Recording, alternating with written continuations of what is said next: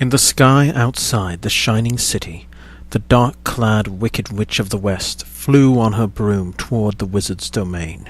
As she neared the front of the gates, she started to decelerate, and then stopped above the great wall that surrounded the Emerald City. She sneered down at the inhabitants of the wizard's precious capital, and then she raised one hand toward the clouds and turned them black. Thunder boomed above the metropolis like never before, and the lightning crashed to the earth and started a panic on the streets. Gathira laughed evilly as she watched the crowd scurry about frantically. Suddenly, a ball of fire appeared in her elevated palm. She cast the flaming sphere into the street and set one of the strange cars on fire, causing it to crash into the nearest building. "Now that I have your attention," she said lowly with a fiendish grin as crowds began gathering and staring up at her. Did you hear that?" Jack asked with a mouthful of food as he looked up at Raphael, who was sitting directly across from him. "What the heck is going on out there?" Tinman tossed his napkin down on his plate and headed for the exit, with Augustine in tow. "Should we go with him?" Dorothy asked Hayford, after tossing a sausage link to Toto. "I don't guess it would hurt," Jack replied, and then rose up and headed for the door, with Dorothy and Toto at his side. When all five of them reached the street, they found themselves following the gaze of a small horde of people who had come together in fear. They looked up and saw none other than Gathira igniting the sky. Though she was quite some distance away, they knew by the fire shooting from her hands that it could be no one else. The wicked witch flew around on her broom, flames flying from her hands and burning wherever she placed them, as she spelled something out. "What's she doing with that fire?" Hayford asked somewhat nervously. "She's writing with it," Tinman replied, watching the witch carefully. "What does it say?" Dorothy's voice shook a little in dread as the evil witch finished. "It says," Augustine started slowly as he looked up at the distant letters, "Surrender Dorothy." The lion's eyes widened in fear, and then turned to the girl. "Dorothy? Who's Dorothy?" A man in the crowd asked frantically. "I think that's the Pimpernel girl next door," His wife replied fearfully as she clutched his arm. "No, that's Daisy," A friend of the woman corrected. "Come on, it isn't safe here," The Tin Man urged quietly as he turned Dorothy around and started to walk away from the mass of people. Just then an enormous fireball shot out of the sky above the Emerald City, specifically from the star floor, and crashed into the wall just above the gates. Tongues of fire shot every which way, and then, as the flames died down, a lone figure stood before Gathira. The creature was not one of flesh and blood, and was neither metal nor stone. This being was made of white fire, and resembled the shape of a man. The entity was approximately 6 feet tall, and wore a top hat and a large cape like a magician. His face was mostly featureless. However, he did have eyes of blue fire. Hardly anything about him could be described to any detail, as the flames seemed to make features run together. Gathira felt a bolt of fear run through her as she gazed into the eyes of the creature, and knew instantly that this was none other than the Great Wizard of Oz. "What is that?" "He looks like he's on fire," Hayford said, sounding rather startled. "Look closer. The hat, the cape, they aren't on fire. They are fire. He's made of it," August said as he examined the wizard with his superior vision. "Why are you here, witch? Have you forgotten your place?" The fiery being said with a voice like a multitude. The wicked witch steeled herself and retorted haughtily. "My place? is wherever I choose. You would be wise to remember that, wizard.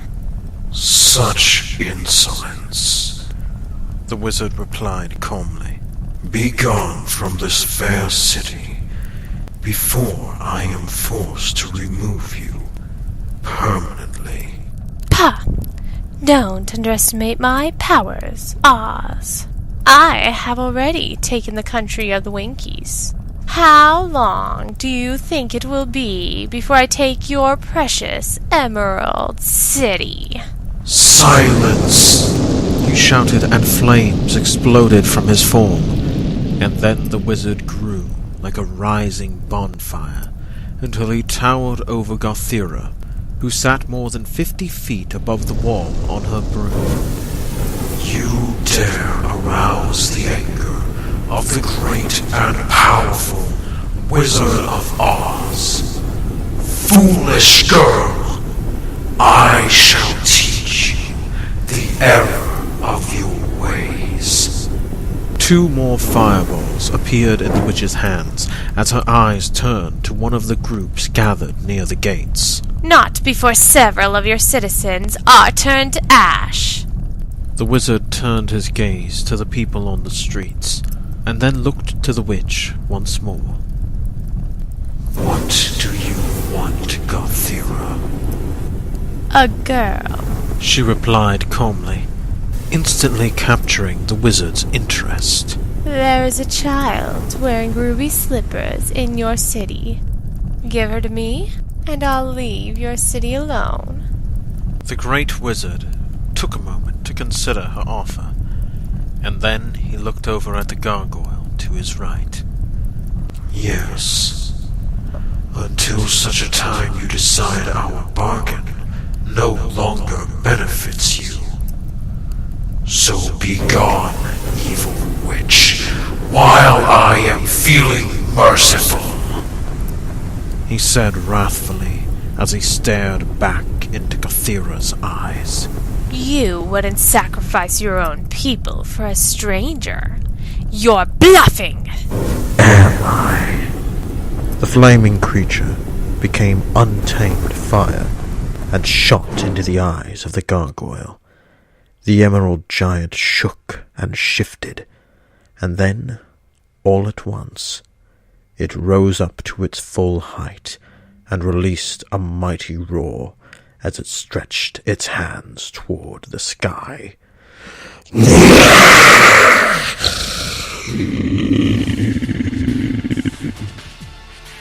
Gothera stared in wonder and terror at the sight, and then, when the beast turned its blazing eyes toward her, she froze. As powerful as she was, she had never even witnessed such incredible magic. Perhaps the Wizard of Oz truly was as mighty as they said. The guardian beast opened its terrible maw and fired a stream of flames at the wicked witch of the west, but the evil woman managed to move out of range. Now do you see the difference between us? The wizard exclaimed with the voice of the terrible monster he inhabited. Do you need to see more, witch? White fire burst from the eyes of the living statue and then rushed into the eyes of the other. Now, both gargoyles roared fiercely and glared at the awestruck witch. The Emerald City will never be yours. Now, go! Flee while you can. The 2 stone creatures threatened, and then started blasting huge fireballs at the wicked witch of the west. Gothera suddenly felt a bit overwhelmed, but kept her composure as best she could. This is not over, wizard. I will return and sooner or later, your dear Emerald City will be mine!" she shrieked, and then soared higher into the sky and retreated westward. Thank you for listening. I hope you have enjoyed this sampling of Chapter 7 of my novel, The Yellow Brick Road, a reimagining of L. Frank Baum's The Wonderful Wizard of Oz. Before I could begin, even then, I loved you even then.